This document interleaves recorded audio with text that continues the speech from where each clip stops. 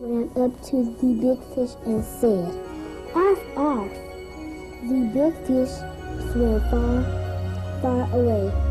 The other sharks like arf now. "We like arf," they said. Do you like reading, Christopher? Yeah, because it's wonderful and I love it. And this is just that I want to read all day. How did you learn how to read, Josh? You can read, can't you? Yes. How'd you learn how? Because my teacher taught me how to sound things out. Oh, and that's how you learned how to read? Yes. Do you like reading? Yes. Why do you like reading? Because it's fun learning and reading, because reading helps you all the way through your life. Hello, I'm Phyllis Haddox, Director of the Follow Through Project based at the University of Oregon. I'll be your trainer as you participate in intensive training on the beginning reading program from the most successful educational approach ever developed, direct instruction. DI programs are designed to be fail-safe, so if you follow them faithfully, they will empower you to teach all students, even those who are usually considered to be the hardest to teach. Soon we'll get into the hands-on training and nitty-gritty details of the reading program, but first I'm going to provide you with some background information, a little about myself, and more about DI, the history, research, and philosophy. In the late 60s, I was a reading specialist who had tried every method and material to teach what we now call at-risk students. Then one spring day in 1970, I was talking with my supervisor. She said that she'd been piloting some new material that seemed to be working very well. It had been successful in some inner city somewhere or other, and when I asked her what it was and what she did with this new approach, she said, "Well, I clap my hands a lot, I snap my fingers, and pretty soon the students are reading, but I don't know why." I thought, oh boy, just another weird educational fad. At the end of summer break, I got quite a shock when I returned to school because I found that the new program was mandated for all of us reading specialists. Fortunately, we had a DI teacher trainer in the district to assist us. I started using the program, and the first thing I noticed was how long the children were able to pay attention and how much they seemed to enjoy this new approach. In a short time, the miraculous happened. Those kids were reading. Since then, I've worked as a DI teacher trainer, author, and implementer with thousands of teachers and their students, and I've never seen a student who couldn't be taught to read with direct instruction. So now I'm extremely pleased to have the opportunity to share with you that experience, training, and information.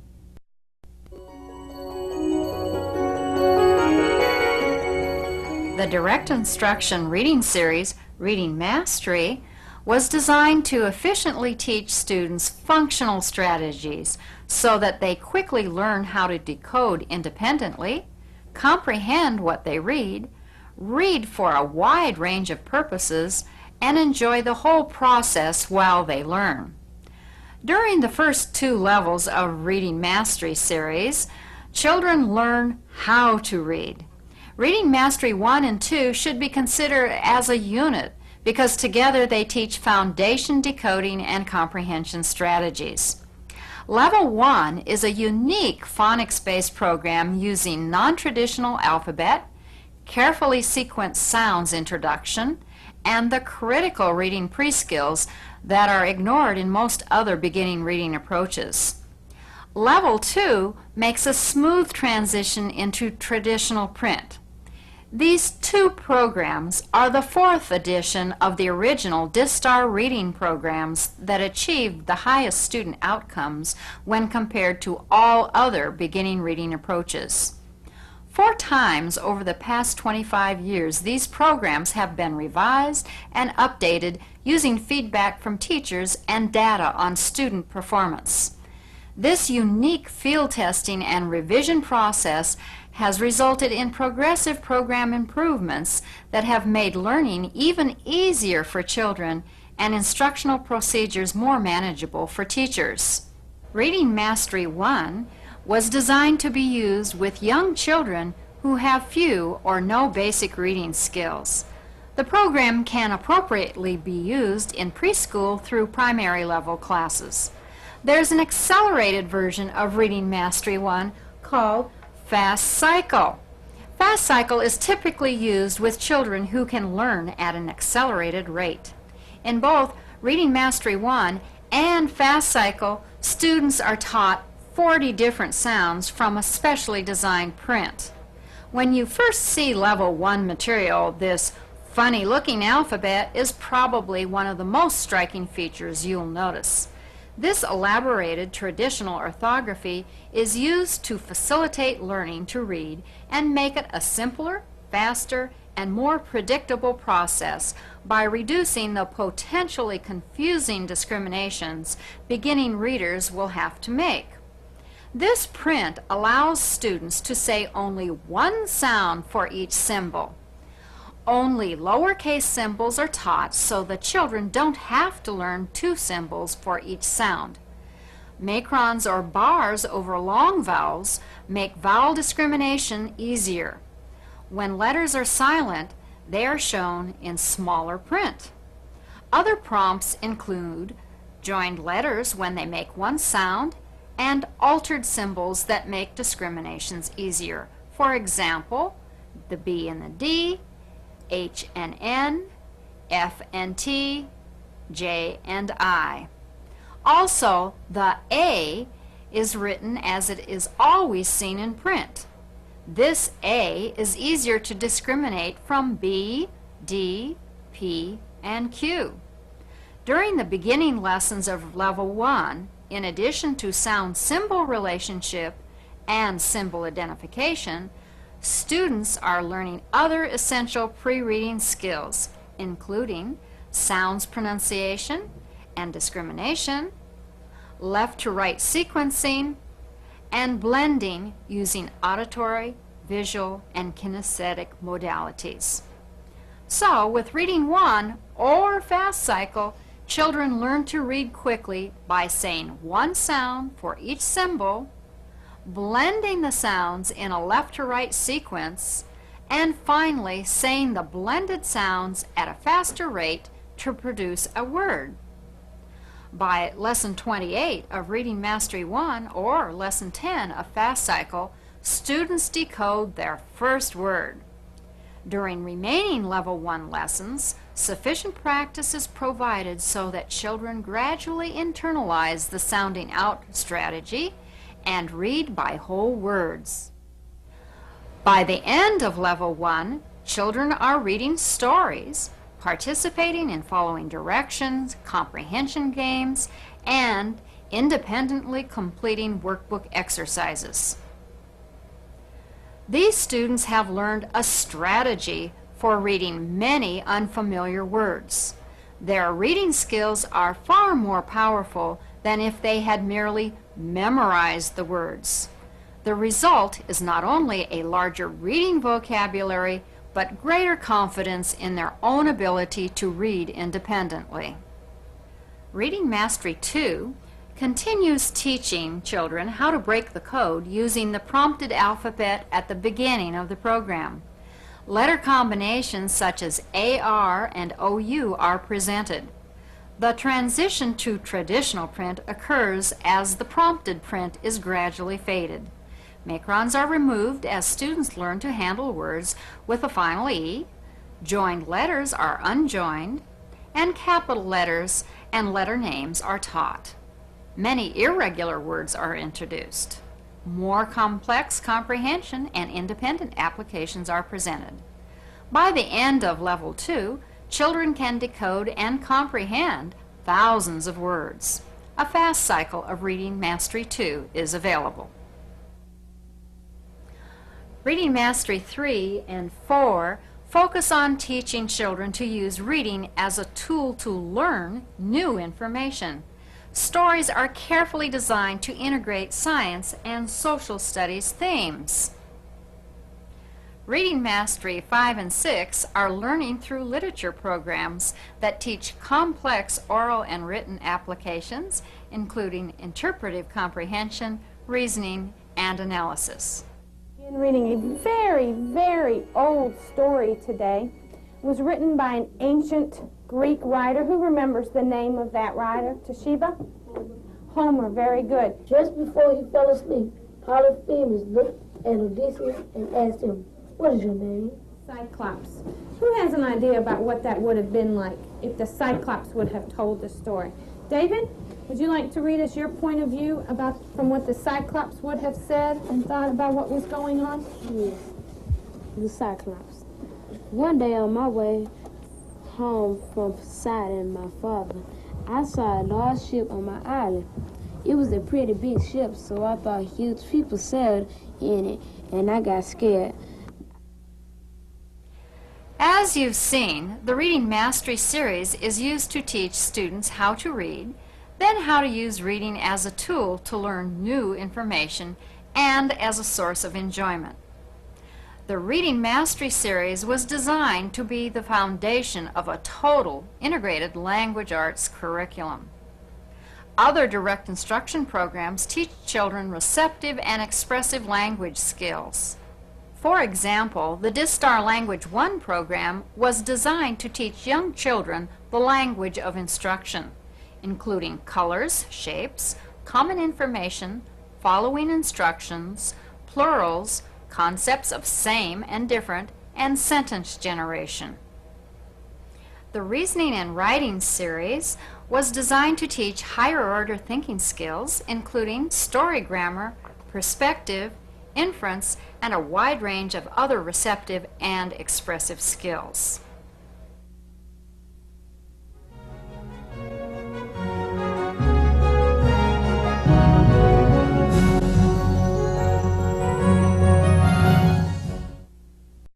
We designed this tape series to assist educators to successfully implement the direct instruction model.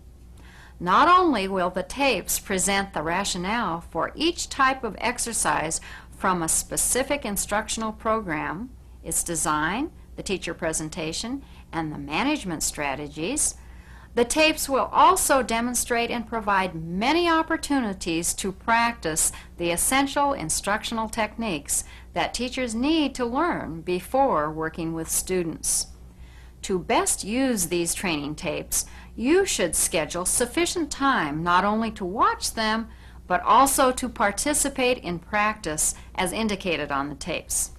Consider these tapes your own intensive pre-service and in-service workshops. You could watch them at home, but you need someone to act as your student. Ideally, you would work with other teachers during sessions scheduled at school. During peer practice sessions, other teachers can act as your students and also give you feedback. The first several tapes in this series provide the intensive training to teach the first level of the 6th level Direct Instruction Reading series. The following section of this tape will provide an overview of the entire reading series with emphasis on the first level. Although DI programs are precision teaching tools, they are, after all, just print on paper. A teacher is the vital link between the instructional tools and the learner. Now, Zig Engelman will discuss your vital role. When you do direct instruction, you're going to serve a lot of people. You're going to serve yourself, you're going to serve the kids, and you're going to serve the system and the parents. That sounds pretty ambitious, but it's true for this reason. You will be able to teach more kids more effectively than you've ever taught them before. You'll reach more kids. The reason is that the program's been designed that way. When we designed the program, we didn't start out with the idea that kids should be taught this way or that we should use particular techniques. We started out with the idea that the kids would teach us. They would make mistakes, and from their mistakes, we would learn that those are our mistakes. And we would fix up the program so that the program had the capabilities of working if you teach it according to the way it was supposed to have been taught. Now that means that you'll find a lot of conventions in this program that make it kind of unpopular in traditional or current circles. Like you will follow scripted presentations. You'll read or say exactly verbatim what the script says, and the script will cover all the activities in the program. We didn't start out with that idea. We scripted presentations because we found that the wording that the teacher uses makes a great difference in terms of how the kids are going to perform. Similarly, the use of signals to get kids to respond at the same time. We didn't start out with the idea that that was necessary. Rather, we derived signals because we found that teachers had problems. And they had problems because some of the kids were just parroting responses of other kids. If all the kids respond at the same time, we avoid those problems. And similar other features of the programs like correction mistakes, correction procedures for mistakes that kids make. We didn't start out with the idea that we should introduce those. Rather, we found out that because the kids made errors, we had better provide articulate correction procedures so that all the details of the program, how you position yourself with the kids, how you present the task, even the pacing that you'll use to present the material is designed to keep the kids' interest and to assure that they'll be on task and follow your signals. So that everything is designed with you in place. The idea is that you're going to get information from the way the kids respond. You're going to use that information to reinforce the kids or to correct them. You will know what each kid is doing. So in a sense, even though you're going to be working with a group, it's like working one-on-one with the individual kids. You're going to be able to hear what they all say. You're going to know what they're all doing. And you're going to be able to teach them to mastery. That's really important. Unless kids really master the material, they're not going anywhere. If all they do is receive exposure, that's not going to help them. You build on a foundation, and the foundation are the basic skills. And what's built on those are more sophisticated skills. And what happens and how that translates into what you're going to do is every day you'll see kind of versions of the same kind of tasks. But every day they're going to be a little bit changed, a little different from the preceding one. And over time, what you'll see is that you start out with some pretty simple tasks, and now they're very complicated. And the kids are all performing at 100%. One of the reasons that happens is because the sequence is designed to make it happen. Another reason is that you're going to place kids so that they're able to perform at a good first-time correct percentage rate. They're going to be correct on most of the things you present, and they're going to be first-time correct, so that as they go through the program, they will maintain that first-time correct percentage. That means that the tests will get a little harder and a little harder, and the kids will continue to get it right, get it right, get it right. You will reach kids you've never been able to reach before. And one of the reasons I mentioned before is because of the sequencing of the program. Look at it like this, that you have only so much time to teach kids. Now, you can do it either one-on-one, you can do it in small groups, you can do it different ways. But if your goal is to teach them as much as possible during the available time, you can improve what you're doing somewhat by motivating them more, by turning them on, by giving them a reason for doing it. You'll do that. All right? But even after you've done that, now it becomes a question of how do you teach them? How do you teach them rhyming in a way that ties in with beginning reading? How do you teach more in less time? And that's the game if you think about it. Some kids are behind. How do they get caught up? The only way that's going to be possible is if you teach more during the available time. So, we've tried to design the program so that that is possible. And actually, if you follow the programs, it is possible. Teaching more in less time means that we have designed the tasks in a way that they're going to communicate with the kids. If you present them as they're written, the kids will understand what you're saying, the kids will receive adequate practice, and they'll learn the material to mastery, and you'll be able to move on and do all those nice things about doing different tasks on subsequent lessons and kids learning more and ultimately mastering very sophisticated tasks. kids that you never believed were capable of doing that. Okay, what that means is that if the program is designed so that all of the kids can learn, it means that you're getting better information about your kids. For example, when kids fail, that tells not only about the kids, but that tells about you. That means that you have failed, that you have taught only a percentage of the kids. That's one of the things we're going to change, and that's one of the benefits for you.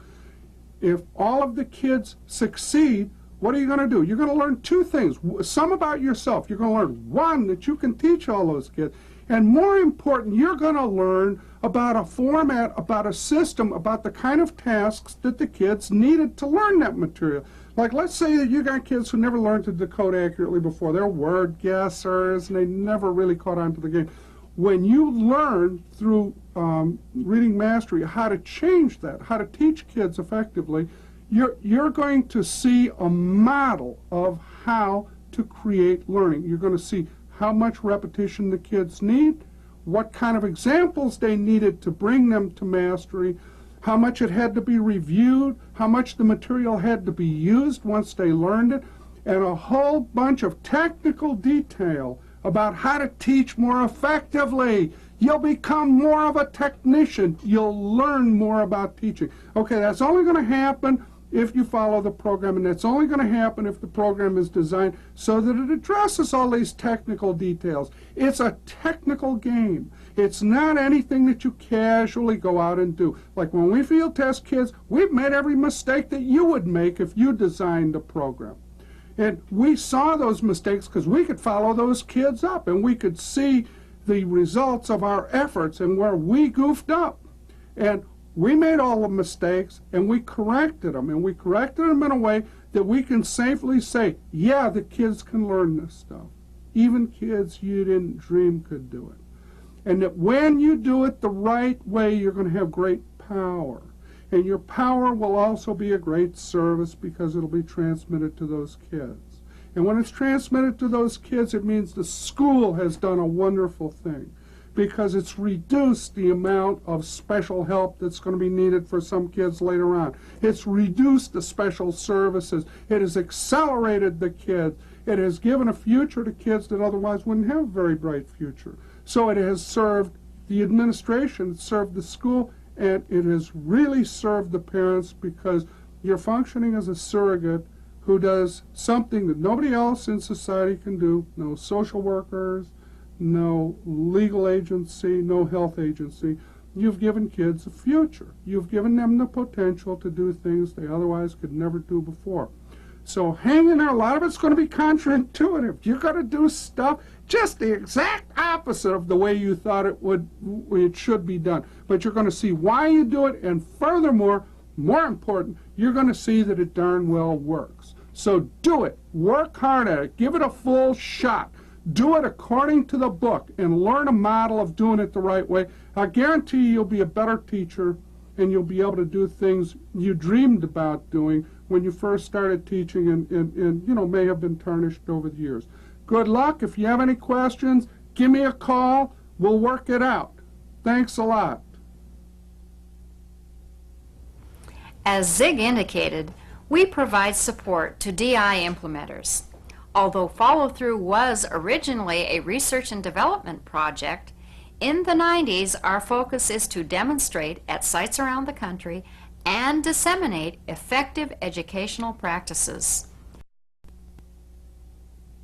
What has made the direct instruction model of education so successful as compared with other approaches? Direct instruction is different in philosophy and design. The direct instruction model is based on a philosophy that has two main assumptions. The first is that all students can learn if they are taught appropriately, regardless of their previous learning experiences.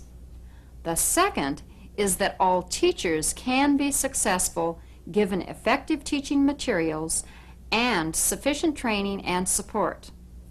To put our philosophy in action, for over 25 years we have designed, revised, and expanded procedures, not only for exemplary instructional programs for preschoolers to adults, but also an entire training and implementation system that includes teachers, paraprofessionals, trainers, supervisors, administrators, parents, and other community members. Direct instruction is the most exciting system of teaching that I have ever used. When I started using it, I was a special education teacher. I had 9 special education children who were non-readers. At the end of the year, they were all reading. It was utterly amazing. Direct instruction made me an excellent teacher. I had always wanted to be an excellent teacher, but I had never been trained how to be an excellent teacher until I used this system. When I got to Wesley Elementary School, what amazed me even more was that this program not only worked with special education, low children, but also worked with average and above average children, making them gifted through the use of the program. Our goal for all teachers is that they teach all students not only specific information, but also skills and strategies needed to solve problems independently. We want students to learn how to learn, then how to apply what they have learned to a wide range of academic subjects, and ultimately to real-life situations they encounter on their own. How are direct instruction programs designed to ensure that teachers can successfully teach all students these skills and strategies? Every skill is broken into sub-skills, small component skills that are taught one by one. Each sub-skill is taught until it is fully mastered, and then each sub-skill is continuously reviewed. Then these skills are integrated into more complicated strategies. These strategies are also taught to mastery and continuously reviewed. In this way, students use increasingly more complex skills. And I had an opportunity, was standing on the sidewalk after school, and a boy walked up to me and he said, "Miss Klutz, I don't think you remember me." And I said, "Sure I do, your name is Terrence." And I had actually taught him in 2nd grade, and he was graduating with honors from high school, and then he was going on to Texas A&M. Currently, when implemented as designed, the direct instruction model continues to show positive outcomes. In fact, the approach was featured on Primetime Live. They're going over vowel sounds, they're going over combinations of vowel sounds. We're plugging them into a system that I'll guarantee at the end of the year this youngster will be reading. You find children doing special work in every classroom. These 1st graders are doing 3rd grade math, learning to multiply by 9.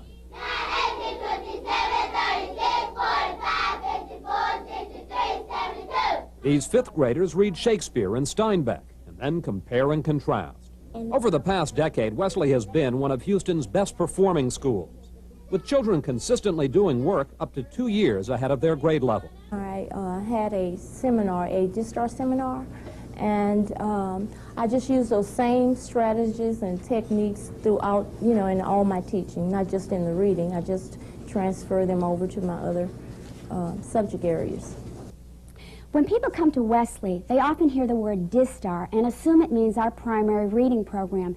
Actually, DISTAR means Direct Instruction System for Teaching Achievement and Remediation, and includes a whole array of curriculum like Reading Mastery 1 to 6, Connecting Math Concepts, Expressive Writing, Reasoning and Writing, and lots of other programs that we use here very successfully at Wesley. Macbeth, Macbeth, Macbeth, beware Macduff, beware the thane of Fife. Kids are given a basis, a foundation with mastery, and from that foundation you can veer off. My kids now are reading Shakespeare, and without mastery I'm not so sure they could handle that, because mastery maintains skills and it doesn't assume things for kids, and it gives them the foundation to veer off, and that's what my kids have done with Shakespeare. They've veered off, and they are independent thinkers. They're creative thinkers.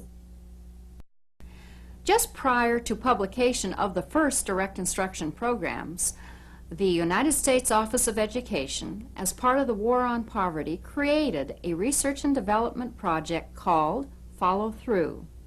This project was to be a follow-through on Head Start and was organized to select and test nationally recognized educational approaches to improving the achievement levels of economically disadvantaged youth up through the 3rd grade.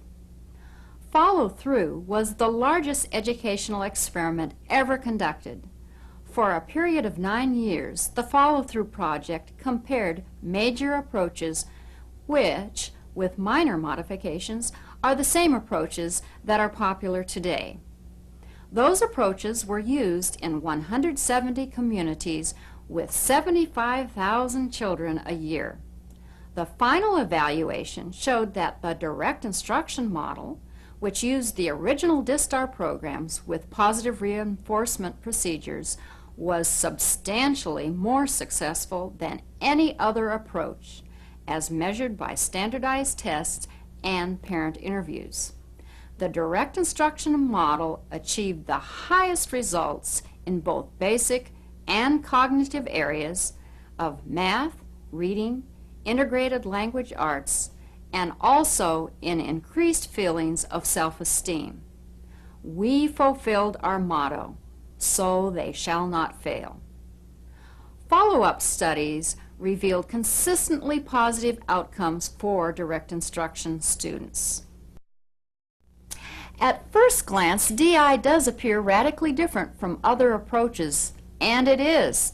However, there's a logical reason behind every procedure and strategy used in DI. The direct instruction model is unique in education because before any material was published or disseminated, strategies had been field tested with many children and their teachers and had proven to be effective. In the mid-60s at the University of Illinois, Siegfried Engelmann developed the direct instruction approach. Through a grant from the Carnegie Foundation, he and his small staff undertook a project to demonstrate that with a strong intervention, it is possible to prevent public school failure, that all children can learn, even those with labels. The students in this preschool project were economically disadvantaged 4-year-olds who had older siblings already placed in special education.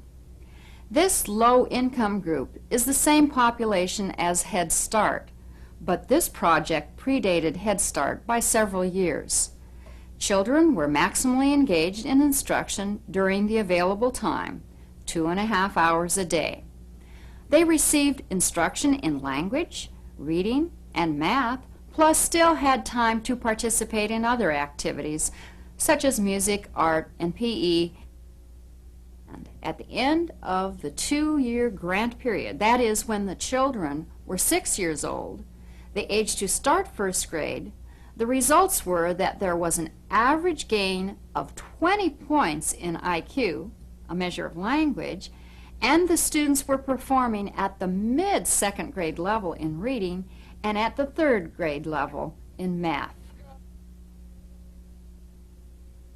Go by 6 3 times. 6, 12. 18. 18. Very good. 18 over. Got by 1 to over 2. 2. Okay, very good. Got by 2 times 7. 2, 4, 6, 18, 12, 14, 16, 17. 9! 9 is right. 18 over 2 equals how many holes? 9. So 1 whole A equals 9.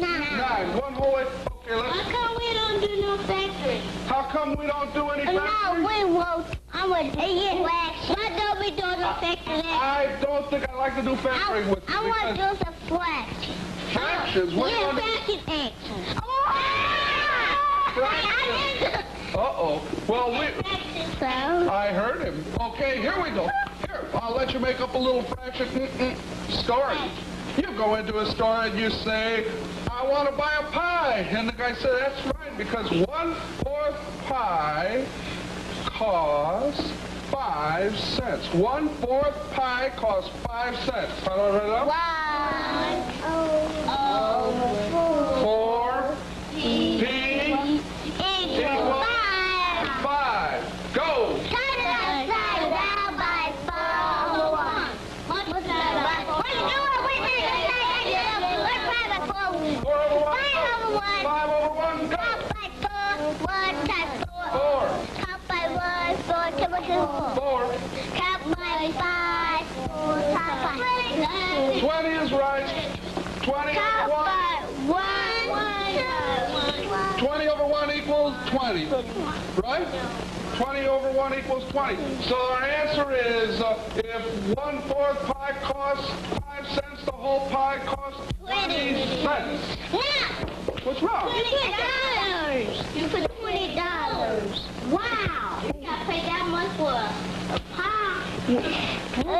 Is that better? Is that better? Would you rather, do you think 20 cents is right instead of $20? That sounds right to me. After this stunning outcome, the developers decided that to replicate in public schools what was accomplished in the preschool, they would have to design programs that would be both instructional material and teacher training material. They wrote detailed scripts to try out with regular education teachers and their students. This original field test included 1,500 students and their teachers. The scripts went through 7 revisions and were finally published by SRA with the acronym DISTAR, Direct Instruction System for Teaching, Achievement, and Remediation.